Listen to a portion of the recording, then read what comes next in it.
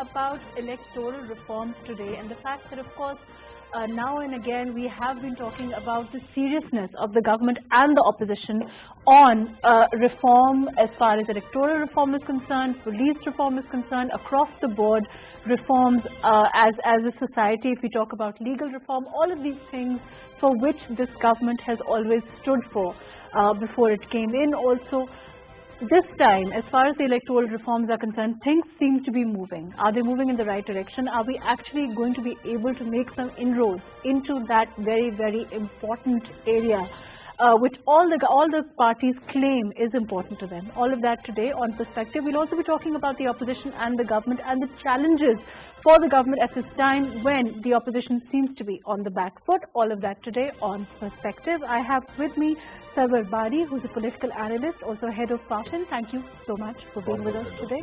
Sorry, former head of FAFIN. And Zaid Gishkori, who's a political analyst. Thank you for joining us today. Sarwar sir, let's start off with you. How do you see electoral reforms, and like we were earlier also talking about, the seriousness of not only the government but also the opposition on this very, very important area, I would say? Of course, electoral reforms are very much needed in Pakistan. Right. I think that the 2017 Elections Act did not cover all the arena of the reforms because at that time I think our parliament had failed to identify the problems in our electoral system.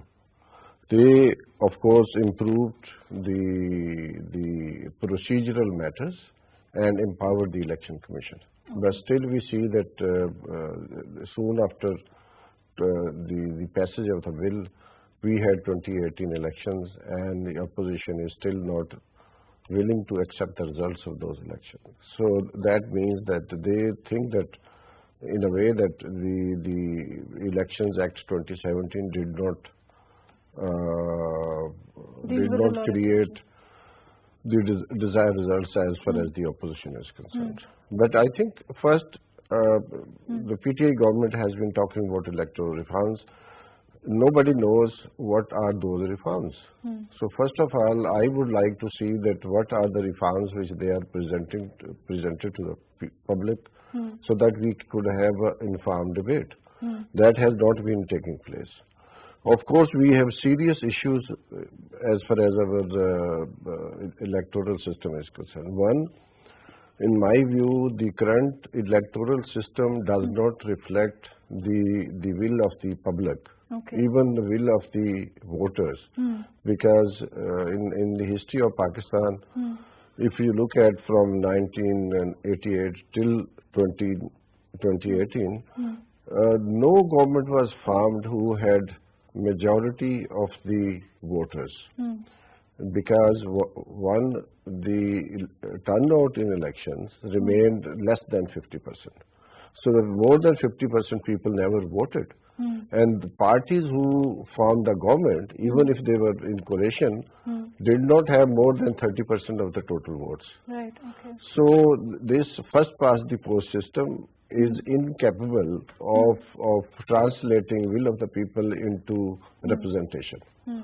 So I think that is one of the major area which if PTI is interested should talk about it. Because the second is that I don't think that our parliament, which consists of 442 members, have 442 members. In fact, there are few families. It's not more than 200 families. Right. If you look at Sharif families or Dari family or many other families, they have more than 2 or even 5 members in the same parliament or in provincial assemblies.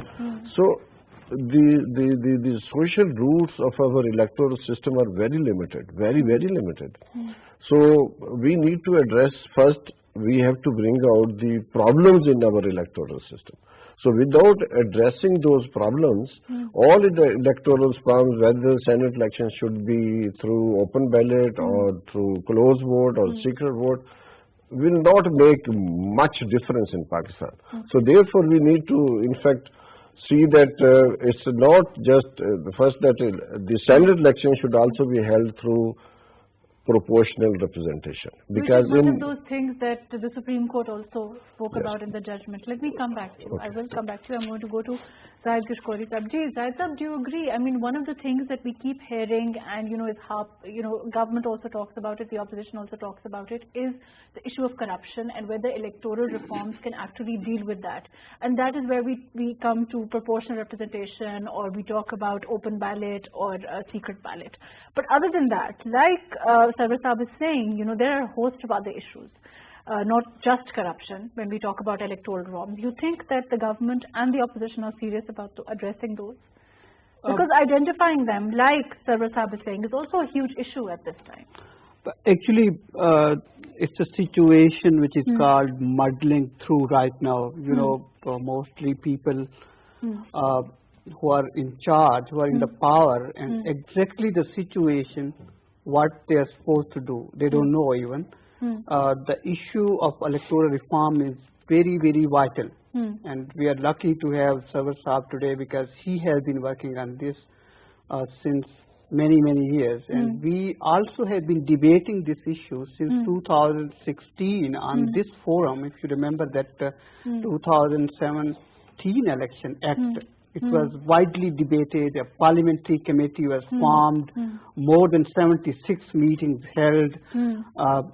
All political parties participated in a very, very productive debate, and somehow 2017 election laws were comparatively a better law as compared to the previous laws being dealt with the election.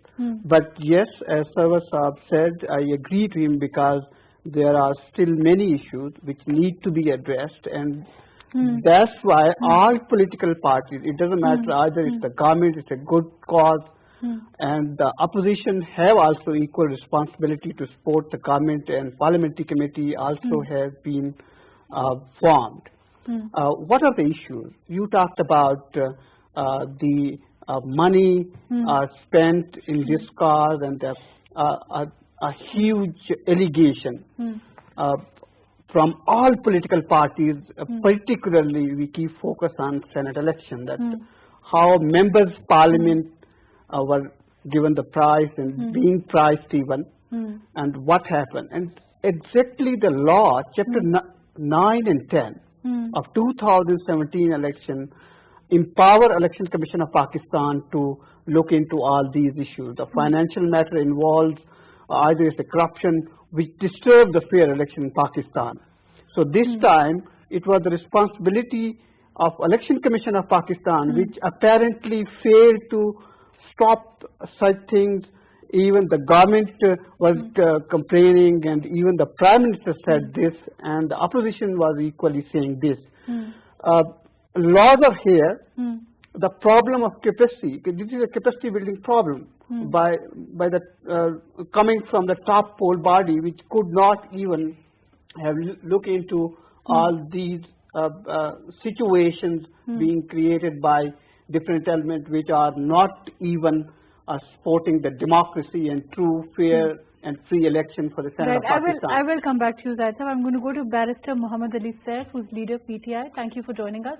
Barrister Sahib, you are also a lawyer, and also as part of the government. How do you see the situation in terms of part of PTI now? How do you see the fact that the seriousness of PTI at this time, the government at this time, on reform?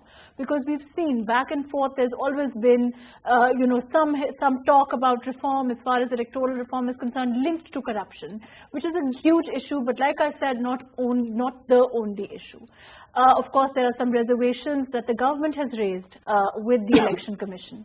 Do you think that those will be addressed? Do you think more will be addressed? Do you think we significantly know the areas which we want to target in the reforms? Well, you see, basically the Election Commission of Pakistan is a body that is responsible for conduct of elections. And elections are the basic, what you call basically a cardinal, in very short, if I would say, the cardinal foundation of democracy and democratic systems. Now, the issue is that insofar as you link it with you're linking it with the issue of corruption, technically speaking, corruption is nothing but a manifestation of the governance disorder in a country. And governance mechanisms, they erode and they become weakened and they get dismantled over time. And then the manifestation appears in the form of corruption of various types. It could be financial corruption, it could be moral corruption, it could be corruption in the use of power and authority. So all these things, joined together is basically what Pakistan is confronted with at the moment. And so far as the government is concerned, personally, I would say that yes, the government has a pivotal and a most important role to play in the eradication of all those negativities which are basically harming our system. However, it's not a problem that can be solved in 2 years or 2.5 years. I mean, it requires a grand scale systemic exercise of reforms, which I don't think is possible in a short span of time. It's a long-term. It requires long-term strategic interventions and long-term tactical interventions in order to yield results. So yes, insofar as your question is concerned, I believe the commitment is definitely there. Like you're saying, in terms of systemic, you're saying that there are systemic issues that need to be addressed. There are lots of other, it's a long-term thing, but we have to start somewhere. And before the PTI came in, the reason, for a lot of people to have voted the government in were because they were expecting that kind of change to, if not come about, at least begin. Do you think that will be possible? Well, I do believe that yes, the process has been initiated. There is the very fact that we are discussing this issue right now, and not just we on PTV, but many different media electronic channels are discussing this particular issue. There are intellectuals debating various aspects of electioneering and reforms in Election Commission of Pakistan and related other areas of governance. So I believe that yes, the process has been initiated. But there are loopholes and there are obstacles as well when you are trying to improve a system that is confronted and that is faced with decadence and disorder. Then you are bound to face resistance in your reform process, and this requires time.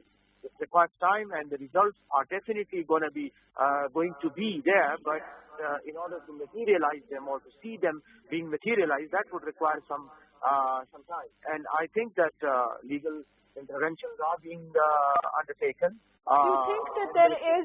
Do you think the opposition is also serious about electoral reforms? Do you see a level of seriousness in them? I believe that everybody across the board who is and all the parties which are involved in this democratic process are in one way or the other interested in the reform process. However, then there are different motivations. Those motivations can vary from party to party, but I believe that those parties, at least in the opposition, who are vying for reforms in the election system of Pakistan, should first begin from their own house. They must, in the process of reforms within their own party system. Most of them, as far as I see, are family-based parties. Their policies are family-based. They're just trying to project, their leadership, which is basically an inherited leadership. They haven't come up to become the leaders of their parties on the basis of their political maturity or experience. They are simply there because they were either the sons or daughters of somebody who happened to be the leader of the or the founder of their party. So I believe that if this system persists, then the talk of electoral reforms or election system reforms is just an exercise in verbosity and nothing else, because you need to begin from your own party ranks, inculcate the spirit of democracy and democratic traditions, and only then you can have the credibility or the right to claim that the system needs to be reformed. So insofar as most of our political parties are... Thank you, Barrister Saab. Thank you so much for your very valuable input. On that note, we'll be taking a short break and we'll be right back.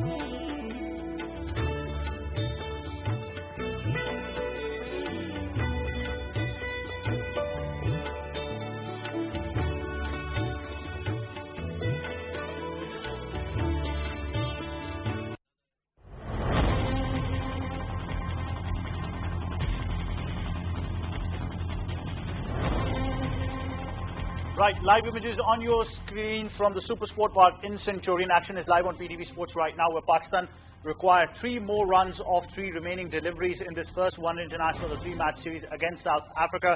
Pakistan, after winning the toss, opted to bowl first, were given a target of 274 runs to win in this first one international, courtesy of some great batting by Rassie Doosan, who scored a career best 127 not out, taking South Africa to a respectable total of 274 set for Pakistan. Fahim Ashraf is on the crease. Alongside him is Shaheen Shah Afridi, and both of them have got 3 deliveries, 3 runs remaining for Pakistan. 2 deliveries now, of course, after the short ball that was played. 2 deliveries, 3 runs required.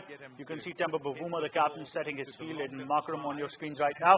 Pakistan required another 3 runs of 2 deliveries in this first ODI against South Africa. Pakistan's run chase saw some prolific batting by the skipper Babar Azam, scoring 103 runs before he was scored behind after Anrik Nokie bowled a superb outswinger, and now you can see that Pakistan required another 3 runs of 2 deliveries.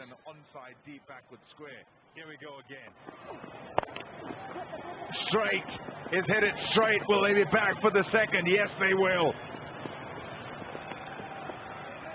Scores level. We're gearing for a super over here, boys. And another 2 runs. That means that the scores are now tied, and the match once again enters the nail-biting phase, where 1 delivery, 1 run is required to win. Of course, in case of a draw, we all know how dramatic that can get as well with a super over in play.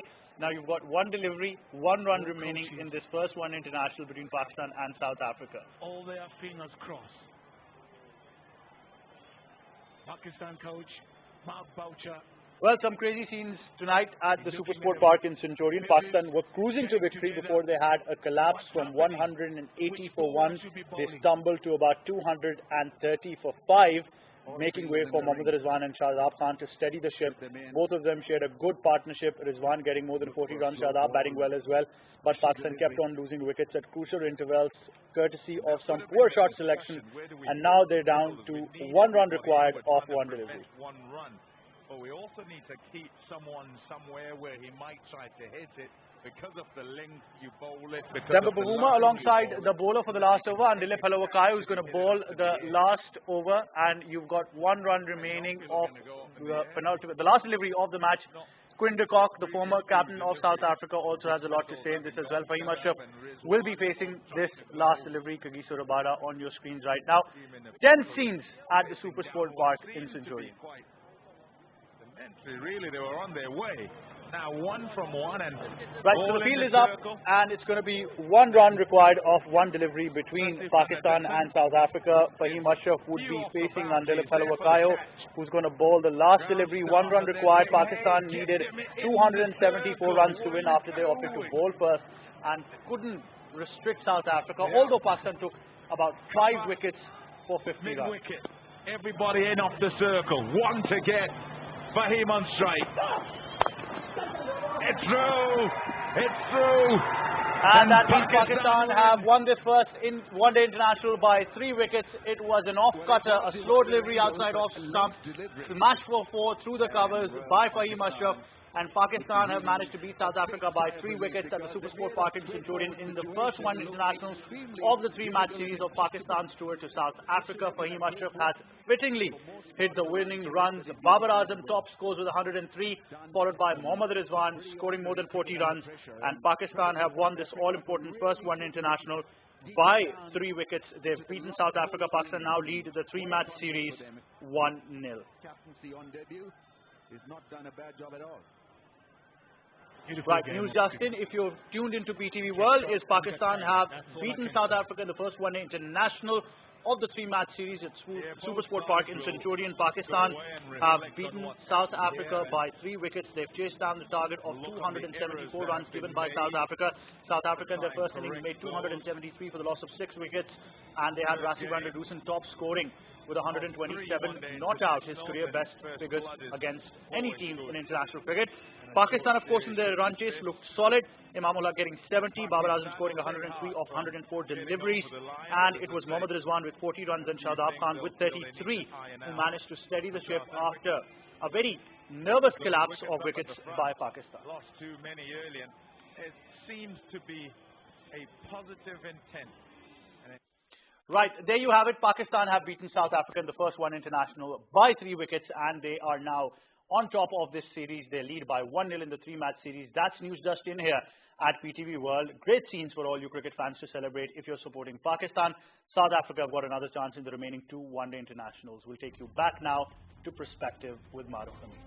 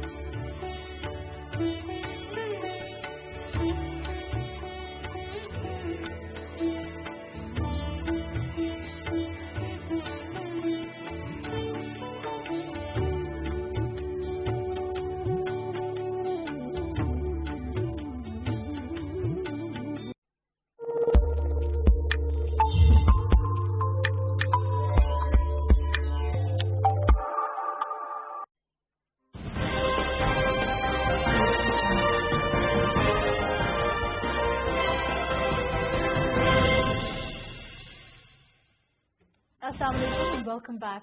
We were discussing electoral reforms and the seriousness, the level of seriousness and the actual insight into the reforms and whether these will actually follow through for the government and the opposition both. Right, Sarwar Sahab, you know, like we were earlier talking and you mentioned that there has to be calculated research into what areas actually need to be reformed in the first place. How serious and how apt do you think that research is at this point with the government? Well, Free and Fair Election Network has done some work on this, right. And I'm sure some other groups or think tanks must be working on it. And I would expect, and the public would expect from PTI and from the opposition parties as well, that they might have done some work, but this work has not been shared with the public. Okay. In my view, like Barrister Ali just mentioned, that our politics has been hijacked by a few dynasties. I think he has raised a very fundamental question as far as our democracy is concerned. Second, I think we need to look at, is electoral contest, a mere electoral contest could be pronounced as democracy? In my view, that is just one pillar of a democracy. You think the continuation of the process? It should. The democratic process should involve political processes as well. Like political parties are the backbone of any democracy. Right. We don't have any political party who has any internal democracy. A political leader or his cronies can nominate anybody as a candidate. And most of the time those candidates belong to either they are their cronies or they are filthy rich people. I should have the equal level playing field to contest and campaign my election. I can't do it. How do we eliminate electables? I think what you mean is the phenomenon. No, it's not. They are not electable. In my view, they are not electable because no electable has ever received more than 15% of the total votes. So how come a person who has 15% of the vote bank can say that I am the electable? Because in each constituency, if you look at the election results of the previous elections, you may not find a single person who has won majority of the vote. Maybe 2% of the total contest.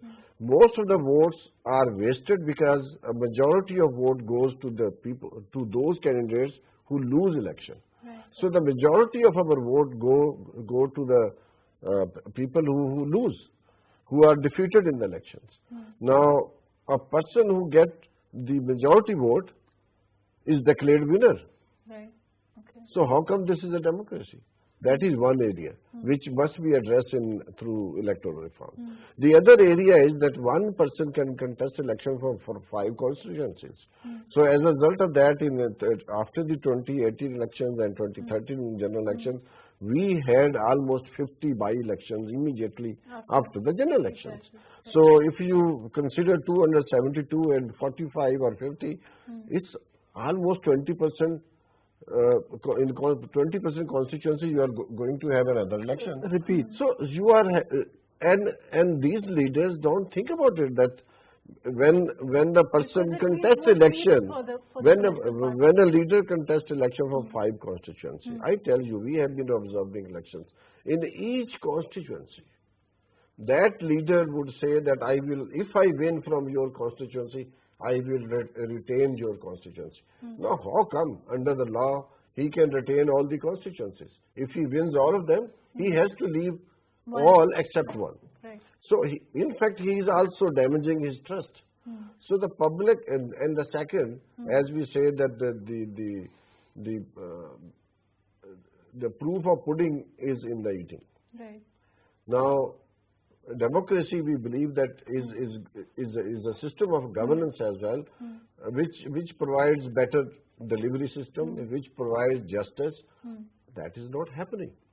So that means there are serious problems in our electoral system. Like you are saying, also accountability of the person elected to the people who've elected him.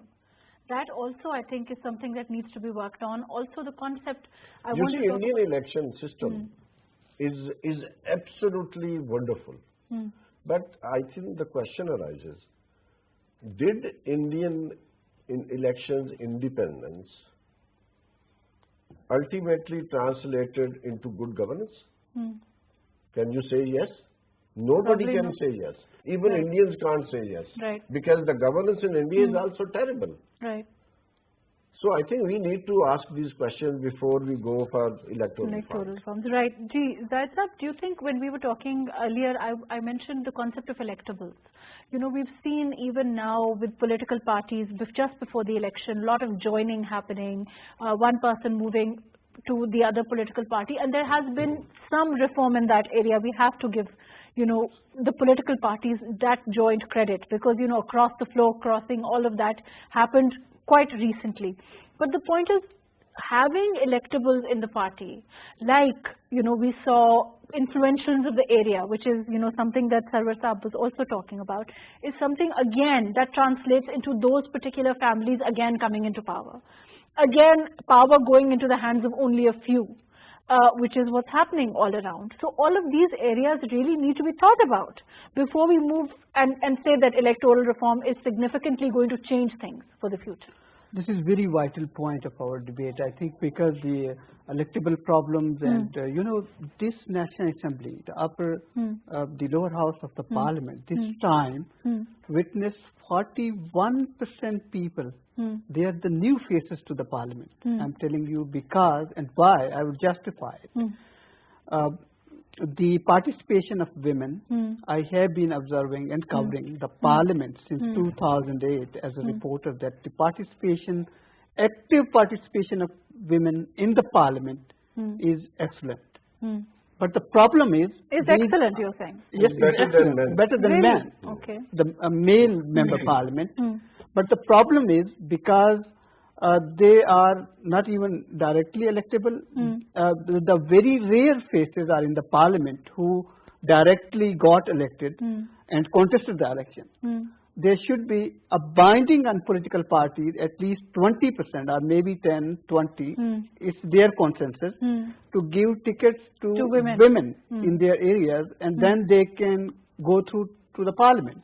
And this would be a better participation of these women, and of course better morale, and we can avoid the cronies and family members. I can count even many that the son, the daughter, the wife, and the male member himself, the 4 members at a time in the parliament, because the son, the wife and the daughter, because they were very close to the party leadership, and they qualified, and their only participation and qualification is they were very close to the party top leadership. When we talk about representation, you know, in indirect election, which is what happens in the case of women mostly, you know, apart from those that come from direct election, which is a very small percentage like you are mentioning, one problem with that is they don't get the kind of respect from the political party that they would probably ordinarily do if they had come through direct election.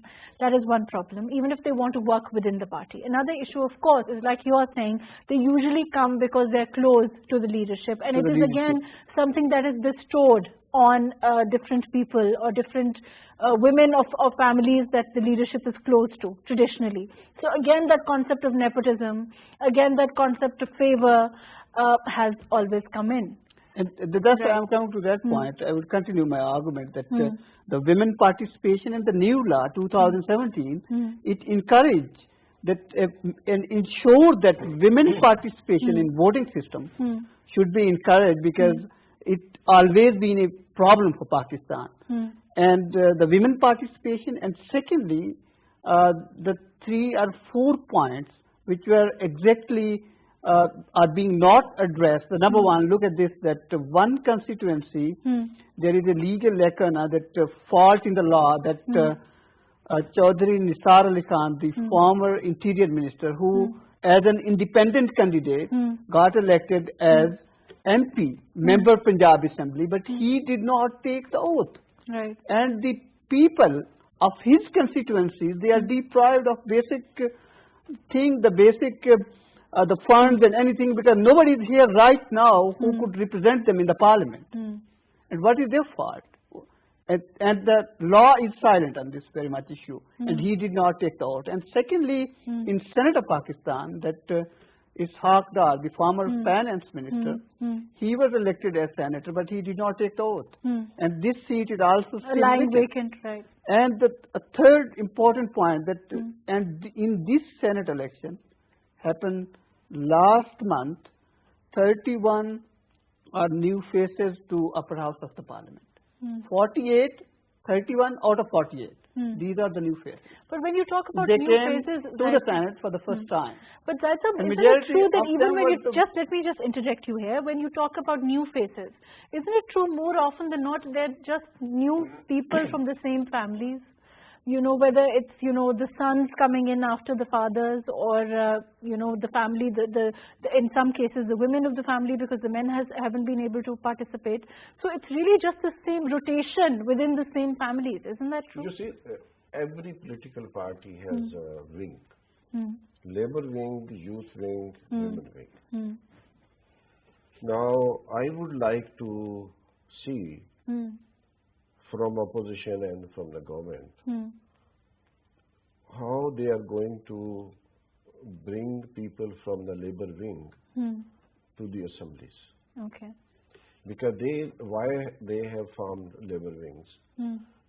Of course, in order to have voices coming from the labor classes in Pakistan.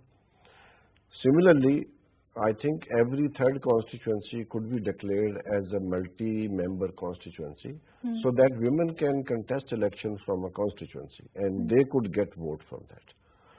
Similarly, I think if you look at the Elections Act 2017, there is a whole chapter on political parties. Right. Now, political parties must hold their elections. Political parties must have members, and I think this should be part of the electoral reforms, that before nominating any person for provincial assembly or national assembly or for senate, the political party workers must be allowed to give their consent. Like in America, they go through primaries. So I think we need to democratize our electoral system. Not, in fact, to consolidate just that we can, of course, increase transparency, we can increase accountability, we can empower election commission. But if the system is not transforming the electoral practices into good governance, that means ultimately people will challenge. Now, let me tell you, Mr. Jinnah was the first president of All India Postal Association, Postal Union Association. He was the first president. The total membership in 1925 was 70,000 members all over India. He was elected president of Postal Union every year till 1947. In first Constituent Assembly of Pakistan, we had at least 9% members from the working classes, or they had some relationship with the trade union. In 1970 Assembly again, we had more than 11% members coming from the labor unions or Kisan committees and etc. Now, we don't have anybody. Kishkori Sahib sits in the parliament, he should find out how many people have come from the working classes. If you are giving quota to workers and peasants in the local government system, why you are not giving quota to workers and peasants in the National Assembly, in the provincial assemblies as well? So, my point is that electoral system should create channels of communication with the society. Exactly. Now, through electables, you can't do it. Any political system which shrinks its channels of communication with different social groups of society is not sustainable. It will collapse ultimately. And it is collapsing. You can see, because how come Pakistani political elite is incapable of reaching to any consensus. Indian elite has reached to the consensus. We have failed. And we have to address through these electoral reforms. It's not only just that election. Of course, we want good elections. We want credible elections. Right. But we need more than that. And everybody, Zahid Sahib, Barrister Ali, you talk to anybody, everybody will say, ये तो जी जो member है 5 साल के बाद नजर आते हैं. We only see our member after 5 years when there are elections. Right. They disappear. They don't attend their sessions. They're stranger to They their are not available to their constituents. And They even don't when sit in the assembly. Right. Where are they? And a lot of Where them do they also, spend their time? and a lot of them, if they are in their constituency, they're not participating in any bill. There's no seriousness in circulating any real amendments. So the amendment should address this issue.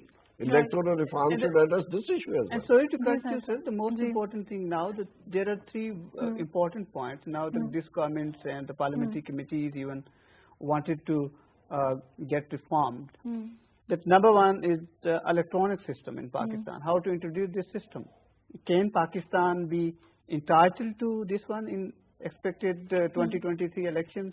It's a very difficult task, and this is the top of the agenda before the parliamentary committee. And secondly, the participation of overseas Pakistanis, it has been a problem, biggest problem, because during the last 7 years it has been a debate, and it was the agenda number one of PTI, the ruling party right now in Pakistan, how to engage and bring them into the system, in this voting system.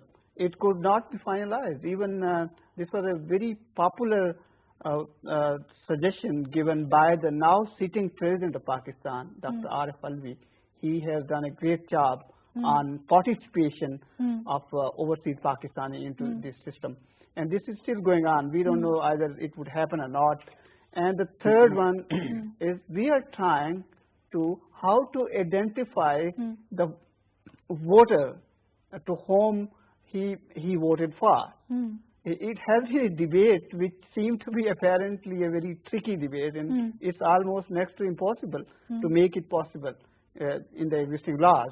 But the debate, we are talking about the participation, as Bari Saab said, I endorse him, because the participation and of political parties, as they are being represented by the students and the peasants and the Kisans and almost these are, but we can only witness in the parliament, they sometimes give ticket to their top lawyers, like PMLN, like PTI, because their lawyers came into the parliament. So their participation should be or might be a mandatory one, because they could represent their communities in their respective areas on floor of the house, and it could happen. And the one most important thing, other one, the Supreme Court also intervened in the funds being given to the member parliament. Right now we have around more than 1,100 members parliament in the provinces and in the center. But this time, in the past 3 years, we have really seen that they got fund because they need funds for their constituencies, for their basic development projects like clean drinking water, like education system to make it more better. So there are problems and laws are also here, but the problem is there is a rare implementation and to dealing with complaints. And right now I met the most important thing. I had a meeting with the Chief Election Commissioner last week, and he was telling me a very interesting thing, because Election Commission of Pakistan under new law received around 3,000 complaints in past 7 months since the election drive started for Senate of Pakistan. And these complaints received from different parts of the country. And the Election Commission of Pakistan has the power to take action against any wrongdoing the member parliament even, because when the 1100 member parliament are submitting their declaration, asset details and liabilities, and Election Commission of Pakistan has the wing under new law of political finance, which is named political finance wing. And the issue is there are only 3 people in this wing. And how could it be possible for these 3 people to scrutinize 1100 people liabilities and their assets and everything? And it is not possible even. And the Election Commission of Pakistan under new law also has the power, if the person who is scrutinizing the assets of any member parliament, he can or she can question him. If he is not satisfied, then he can refer his case to any accountability institution of Pakistan. Even they can send it to the National Accountability Bureau if there is a problem in his declaration, there is a asset beyond means case. But we have not seen a single instance coming from, I am known as a reporter that Election Commission of Pakistan pointed out 4 senior cabinet members' declaration this time in 2020. And the body sent them the letter and seek explanations, but they did not respond them. And this is one of the biggest problems. And there are laws, there are many ifs and buts here, but the problem is the productive debate there should go on. It should go on because it could bring Pakistani democratic. And one missing element that the government of Pakistan should also enable support independent non-governmental organizations which could observe election, which could create awareness among masses, how to come out for vote. Like Pakistan, unfortunately, have 3 or 4 small forums. They never got any fund for empowerment of democracy in the country. They even do research on their own behalf, and then they publish report like FAFN, as Bari Saab has been representing it, the PILDAT and a couple of others, but very small, at very small level. We even could not engage the fresh graduate of different universities. And recently, by the way, it's a good news that they hire services every year of young fresh graduates for a year. They call them the parliamentary officers, the parliament officers, the clerk of that. Like that. Unfortunately, we're out of time. Thank you so much for joining us today. Thank you for being with us, Sarwar Bari Saab. Thank you for joining us, Said Kishkori Saab. Thank you for being with us, Barrister Muhammad Ali Saif. Thank you for joining us. As far as the issue of electoral reforms is concerned, it's certainly not a simple one. As we discussed, the issue is not just dealing with corruption, but there are a host of other issues. There's an issue about rotation within the same people, democracy within the political parties, how to deal with that, how to deal with active members being more active within the parliament, also in their constituencies, among other a host of issues. We certainly hope that there will be detailed research into the areas which are then reformed, and the electoral reforms that ultimately do take place are actually quite enough and deal with the core issues that actually have been plaguing the politics and the democracy of this country for a very long time. Thank you so much for joining us today on Perspective.